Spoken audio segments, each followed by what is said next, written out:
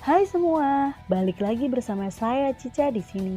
Kali ini saya bakal ngelanjutin alur cerita 5 Daudi versi novelnya ya. Dan semoga kalian suka. Oke, tanpa banyak basa-basi, yuk kita simak alur ceritanya.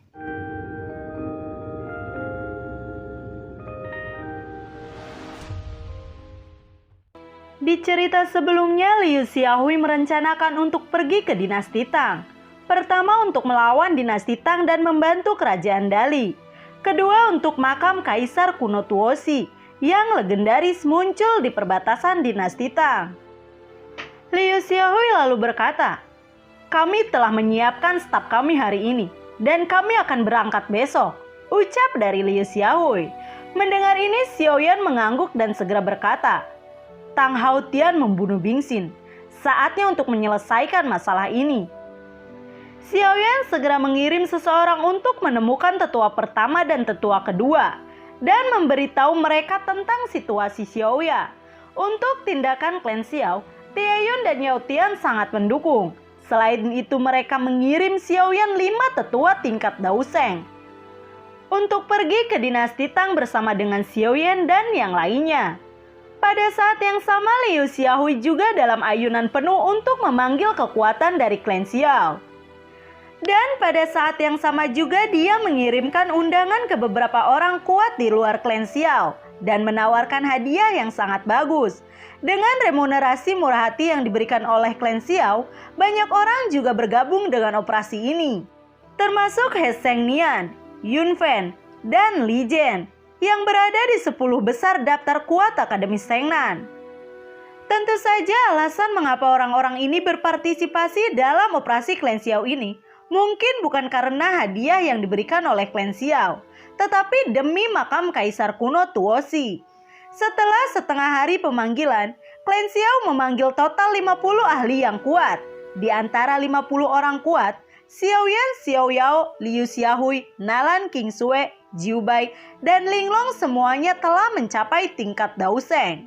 Ditambah 5 penatua tingkat Daoseng. Ada lebih dari selusin orang suci Dao dalam kelompok mereka, dan yang lainnya juga memiliki banyak puncak Daojun yang kuat. Barisan seperti itu dapat dikatakan kuat dan dapat dengan mudah menghilangkan kekuatan kelas 1 di daratan. Semuanya sudah siap. Mereka memutuskan untuk istirahat semalaman dan berangkat ke dinasti Tang besok pagi. Di pagi hari kedua, di hutan tak berujung, puluhan sosok berdiri di udara. Agar tindakan ini tidak terlalu terlihat, semua orang dengan sengaja menahan napas. Namun paksaan dari orang-orang secara alami diungkapkan oleh kerumunan sangat menakutkan. Ketika diringkas bersama, menyebabkan banyak monster di hutan tak berujung merangkak di tanah. Melihat semua orang telah tiba, Xiaoyan mengalihkan pandangannya ke Xiao Yao dan berkata, "Buka gulungan lubang cacing." Xiao Yao mengangguk perlahan lalu mengeluarkan gulungan dari cincin. Membukanya perlahan. Fluktuasi spasial yang kuat melonjak dan kemudian berubah menjadi lubang cacing. Fluktuasi ruang yang sangat ganas menyebar darinya dengan cepat. Ketika fluktuasi ruang menyebar, lubang cacing ruang juga mulai berputar perlahan. Dan kekuatan hisap samar berdifusi keluar darinya. Melihat ini banyak orang yang hadir terkejut. Gulungan lubang cacing cukup langka di benua Qi asal dan hanya beberapa keluarga kuno atau kekuatan kuno dengan tradisi warisan yang panjang mungkin memilikinya. Melihat bahwa semua orang siap untuk melanjutkan, Xiaoyan melihat lubang cacing yang terus berputar dan melambaikan tangannya lalu berteriak kepada semua orang, "Ayo pergi!" Begitu suara itu jatuh, Xiaoyan memimpin terbang menuju lubang cacing itu. Setelah itu banyak orang juga terbang menuju lubang cacing satu demi satu. Akhirnya mereka muncul di sebuah gurun. Dan segera satu demi satu siluet perlahan muncul dari lubang cacing. Dan perlahan mendarat di gurun ini. Apakah ini wilayah dinasti Tang? Seseorang dari kerumunan bertanya kepada Xiaoyan. Xiaoyan juga menggelengkan kepalanya sedikit pada tatapan tetua Akademi Shengnan. Benua Timur sangat luas. Terlepas dari kekaisaran Tang besar dan dinasti Qin besar, ada banyak negara kecil yang tersebar di seluruh daratan benua timur. Karena itu dia tidak begitu tahu tentang tempat ini. Ayo kita pergi ke kota terdekat dulu dan cari tahu informasinya sebelum kita membicarakannya, ucap dari Xiaoyan. Lalu mereka perlahan pergi ke arah timur dan yang lainnya mengikuti di belakang Xiaoyan. Semua orang akhirnya terbang keluar dari gurun. Di kejauhan, pegunungan berwarna hijau menjulang tinggi dan kota-kota yang ramai mulai muncul di mata semua orang. Ayo cari tempat untuk beristirahat sebentar dan tanyakan tentang informasinya. Xiaoyan berkata dengan ringan kepada semua orang dan kemudian melambaikan tangannya, memimpin banyak pria kuat dan mendarat menuju kota yang ramai di bawah.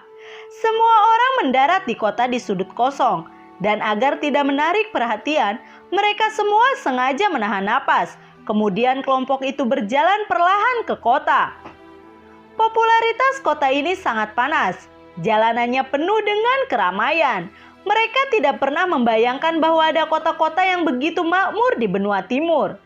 Setelah beberapa saat di kota, semua orang datang ke restoran terbesar di kota. 50 orang berkumpul di sekitar beberapa meja dan kemudian memesan beberapa meja besar yang penuh dengan makanan lezat. Mereka datang ke restoran untuk menanyakan informasi dan untuk beristirahat. Aula restoran ini sangat besar, cukup untuk menampung restoran orang yang makan pada saat yang bersamaan. Dan sekarang restoran penuh dengan orang. Ratusan orang makan pada saat yang sama dan kebisingan terdengar dari sana. Xiaoyan lalu berkata, "Karena kita ada di sini, mari kita makan enak. Setelah selesai makan, kita akan mendapatkan informasi yang kita inginkan," ucap dari Xiaoyan. Xiaoyao segera berkata, "Baiklah, melihat meja makan yang besar, nafsu makanku meningkat pesat," ucap dari Xiaoyao. Orang kuat lainnya juga mulai mengambil sumpit dan makan. Hanya Xiaoya yang mengkhawatirkan keselamatan Dali, bahkan tidak menggerakkan sumpitnya. Ekspresinya penuh dengan kekhawatiran. Di tengah makan, Liu Xiaohui tiba-tiba memanggil penjaga restoran, lalu mengeluarkan sekantong koin emas dan menyerahkannya kepadanya. Lalu dia bertanya, "Penjaga, saya ingin mengajukan beberapa pertanyaan." Penjaga toko menimbang tas koin emas dan segera tersenyum bahagia. Lalu dia berkata, "Jika Anda memiliki sesuatu yang ingin Anda ketahui, jangan ragu untuk bertanya." Liu Xiaohui segera bertanya, "Izinkan aku bertanya, di mana tempat ini?" Penjaga lalu menjawab, "Ini adalah perbatasan utara dinasti Han. Tetapi tempat ini tidak berada di bawah kekuasaan dinasti Han, tetapi di bawah kekuasaan Dao." Oh, Dao tidak berperasaan. Mendengar ini Liu Xiaohui sedikit terkejut dan kemudian melanjutkan untuk bertanya, "Apakah ada berita mengejutkan di sini baru-baru ini? Beritahu kami," ucap dari Liu Xiaohui. "Apakah kamu belum tahu? Ada insiden yang menyebabkan kegemparan di seluruh perbatasan utara Han baru-baru ini," ucap dari penjaga itu. "Memangnya ada apa?" tanya dari Liu Xiaohui. "Apakah kamu tidak tahu? Murid Jue Qingdao yang paling menonjol di era modern tampaknya adalah seorang wanita bernama Long Jingxuan yang sebenarnya sedang hamil. Anda mungkin tidak tahu bahwa aturan Jue Qingdao sangat ketat. Dan dalam aturan Jue Qingdao ada aturan bahwa para murid tidak boleh berbicara tentang cinta, terutama untuk tidak memiliki hal semacam itu dengan laki-laki. Dan murid bernama Long Jingxuan telah hamil. Ini jelas melanggar aturan. Jadi pasti akan ada hukuman yang sangat berat," ucap dari penjaga restoran itu. Xiaoyao lalu berkata, "Wah, ini menarik. Penjaga, di mana pria itu? Wanitanya akan dihukum. Bukankah pria itu harus melindunginya?" ucap dari Xiaoyao. Penjaga itu menghela napas dan berkata, Pria itu? Aku juga tidak tahu di mana. Sekarang hanya pria itu yang bisa menyelamatkan Long Jingxuan. Jika dia tidak dapat menemukan pria itu, saya khawatir Long Jingxuan akan mati," ucap dari penjaga itu. Xiaoyao lalu berkata, "Pria itu benar-benar pria yang tidak berperasaan. Apakah kamu tahu siapa pria yang tidak berperasaan itu?" Jika kamu membiarkan aku melihat orang yang tidak berperasaan itu, aku akan memberinya pelajaran, ucap dari Xiao Yao. Penjaga toko lalu menjawab, ya tentu saja saya tahu. Biasanya penghinaan keluarga tidak boleh dipublikasikan. Tetapi cara yang kejam justru sebaliknya. Cara kejam tidak hanya mempublikasikan masalah ini, tetapi juga membuatnya diketahui semua orang. Apalagi jalan yang kejam juga akan memberitahu nama seorang pria dengan hati yang tidak berperasaan dan telah diumumkan kepada publik. Dan aku khawatir semua orang tahu namanya, ucap penjaga itu. Melihat pembicaraan bertele-tele penjaga toko, Liu Xiaohui sedikit mengernyit dan berkata, jangan pedulikan. Katakan saja secara langsung, siapa nama pria itu?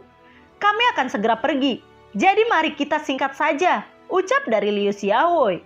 Penjaga itu lalu menjawab, pria tak berperasaan itu bernama Xiao Yan. Hah? Begitu penjaga restoran selesai berbicara, Xiao Yan yang sedang minum teh segera menyemprotkan semua teh yang ada di mulutnya, menyemprotkan seluruh tubuh sesepuh di seberangnya. Puluhan tatapan aneh tiba-tiba melihat ke arah Xiao Yan. Di hadapan tatapan aneh, wajah Xiao Yan menjadi sedikit merah. Dia terbatuk canggung dan berkata, apa yang kamu lakukan? Mendengarkan penjaga itu. Pada saat ini Xiao Yan merasa sangat malu, tetapi dia berpikir dalam hatinya bahwa Xiao Yan yang dikatakan penjaga itu adalah bukan dirinya sendiri. Dan kemungkinan besar dia memiliki nama yang sama dengan dirinya. Meskipun Xiao Yan memiliki hubungan kulit ke kulit dengan Long Jingxuan, itu beberapa tahun yang lalu. Jika dia benar-benar membuat Long Jingxuan hamil, seharusnya Long Jingxuan melahirkan anak itu sejak lama. Pada saat ini dia tiba-tiba memikirkan Sailin, yang telah hamil selama beberapa tahun sebelum melahirkan Xiao Xiao. Tetapi Sailin bukan manusia, dan waktu kehamilan lebih lama dari manusia yang dapat dianggap di masa lalu. Tapi Long Jingxuan adalah manusia dan sangat tidak masuk akal untuk hamil selama beberapa tahun. Kamu bilang siapa nama orang itu? Kamu pasti melakukan kesalahan kan? Xiao Yan bertanya kepada penjaga dengan tidak percaya. Bukankah aku telah mengatakan sebelumnya? Dia disebut Xiao Yan. Tidak ada yang salah dengan itu. Masalah ini telah menyebar ke seluruh dunia. Jue Qingdao baru-baru ini mengirimkan undangan dan telah mengundang banyak kekuatan yang kuat. Ini akan terjadi besok. Cara kejam menghukum Long Jingxuan di depan seluruh dunia.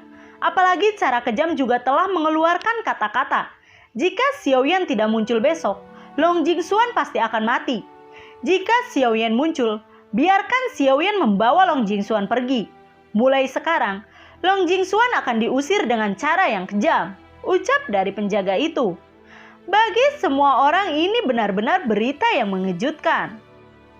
Ketika penjaga restoran selesai berbicara tentang Long Jingxuan, Xiao Yan dan rombongannya meninggalkan restoran dengan tergesa-gesa. Setelah meninggalkan restoran, semua orang datang ke sudut terpencil dan semua orang memandang Xiao Yan dengan mata aneh. Liu Xiaohui memandang Xiao Yan dengan aneh dan bertanya sambil tersenyum. Xiao Yan, wanitamu akan dihukum besok. Apakah kamu akan menyelamatkannya? Salah satu murid klan Xiao lalu berkata, iya ketua, selama Anda memberi perintah, kami akan membunuh Jue Qingdao bersama-sama. Saya percaya bahwa dengan kekuatan kami, tidak akan sulit untuk menyelamatkan istri ketua. Mendengar ini, Xiao Yan tiba-tiba merasa tidak bisa berkata-kata. Tampaknya semua orang yang hadir berpikir bahwa anak di dalam rahim Long Jingxuan adalah anaknya sendiri. Dan dia telah kehilangan kata-kata. Dia segera berkata dengan tenang, Long Jingxuan tidak ada hubungannya denganku sama sekali. Jadi hidup dan mati Long Jingxuan tidak ada hubungannya denganku. Jangan khawatirkan tentang itu, ucap dari Xiao Yan. Semua orang setuju, tetapi mereka masih memiliki keraguan di wajah mereka. Jelas mereka tidak sepenuhnya mempercayai kata-kata Xiao Yan. Di kerumunan seorang pria di Singgi menoleh ke arah Xiao Yan dan bertanya, Ketua, apa yang harus kita lakukan selanjutnya? Xiao Yan berkata dengan ringan, sekarang, Yang paling penting adalah meredakan krisis di Dali. Jadi kami masih bergegas ke Dali seperti yang direncanakan semula. Namun aku masih harus pergi ke jalan yang kejam ini. Tentu saja bukan untuk Long Jingxuan, tetapi untuk sepenuhnya menyelesaikan konflik antara aku dan cara yang kejam. Seperti yang kita semua tahu, Jue Qingdao telah memerintahkan untuk membunuhku dan telah berulang kali mengirim orang kuat untuk membunuhku. Masalah antara aku dan Jue Qingdao harus diselesaikan. Seseorang murid lalu berkata, "Ketua, apakah menurutmu ini jebakan? Kehamilan Long Jingxuan mungkin hanya tipuan, dan tujuan sebenarnya dari Jue Qingdao adalah kamu." Ya, apa yang kamu katakan itu benar. Tetapi tidak ada perasaan bahwa aku harus pergi. Apalagi masalah ini diketahui semua orang. Aku tidak tahu apa-apa.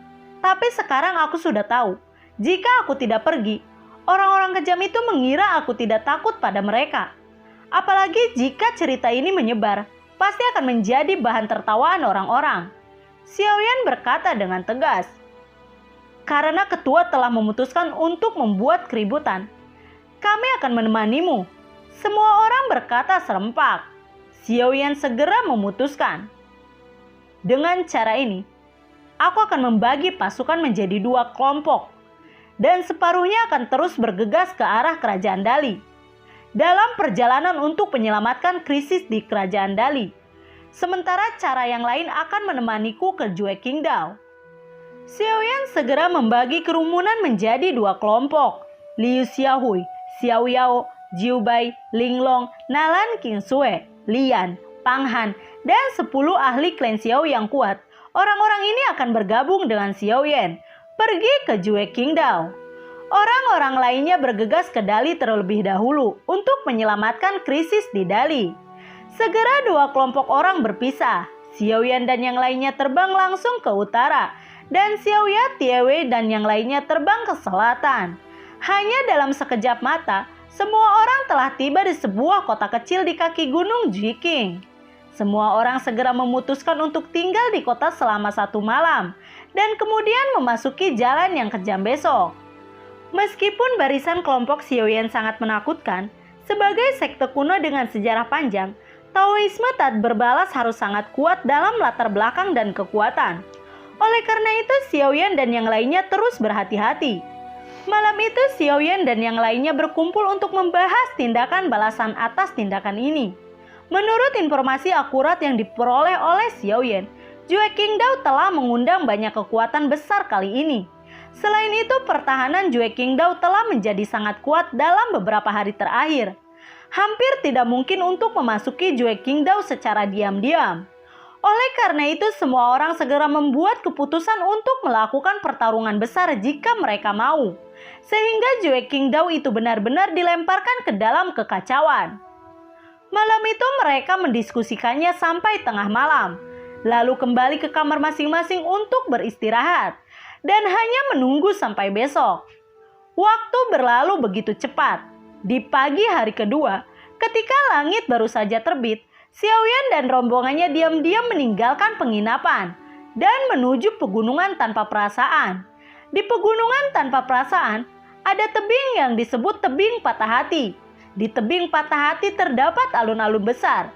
Di tepi alun-alun dekat tebing patah hati, sebuah tablet batu besar berdiri megah. Pada tablet batu itu terukir nama-nama orang paling jahat yang telah dihukum karena melanggar aturan selama bertahun-tahun.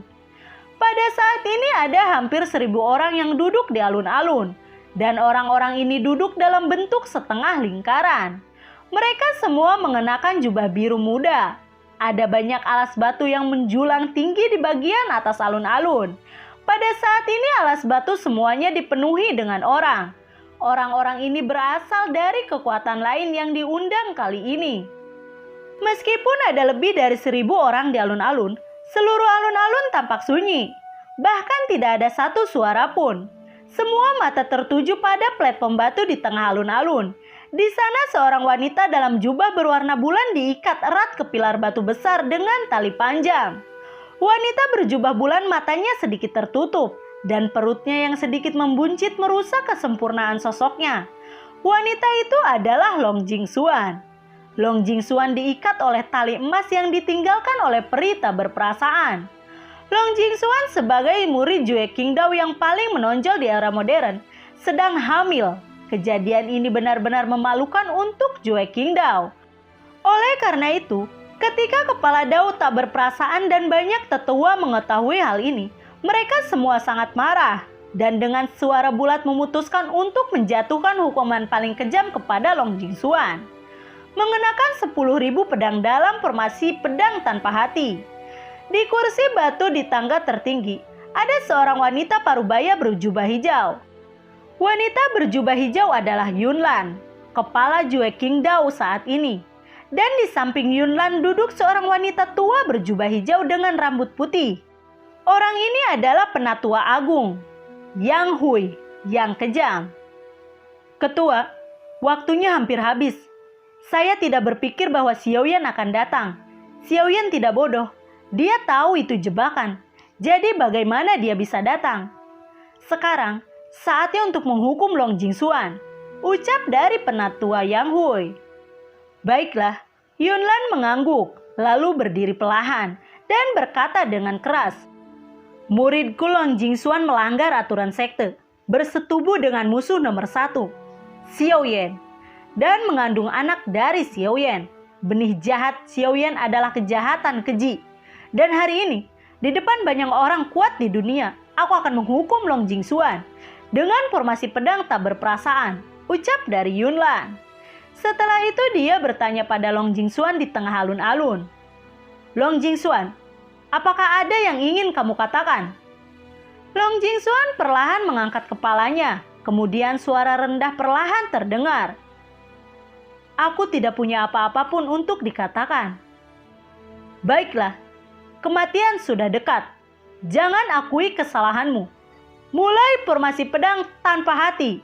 Setelah teriakan Yunlan turun, ribuan murid Dao yang tidak berperasaan di alun-alun menggerakkan telapak tangan mereka pada saat yang bersamaan. Buam, buam, buam, buam. Pada saat ini suara keras yang memekakan telinga tiba-tiba terdengar. Dan kemudian seluruh pegunungan bergetar hebat. Wajah Yunlan sedikit berubah dan berkata, ada apa? Murid Dao datang dengan cepat dari kaki gunung dan segera melaporkan kepada Yunlan. Xiaoyan memimpin selusin orang kuat untuk masuk. Mendengar ini Yunlan sangat marah dan berkata, Xiaoyan, kamu sangat berani. Aku memerintahkan kalian untuk turun dan mencoba melawan Xiaoyan dan yang lainnya. Murid itu mengangguk dan kemudian terbang ke kejauhan. Lalu, bagaimanakah kelanjutan ceritanya? Nantikan video Cica selanjutnya ya. Bagi kalian yang suka akan alur cerita yang Cica bawain, kalian bisa like, komen, share ke teman-teman kalian ya. Cica ucapin terima kasih juga buat kalian yang sudah mensupport Cica lewat link Saweria di bawah kolom deskripsi.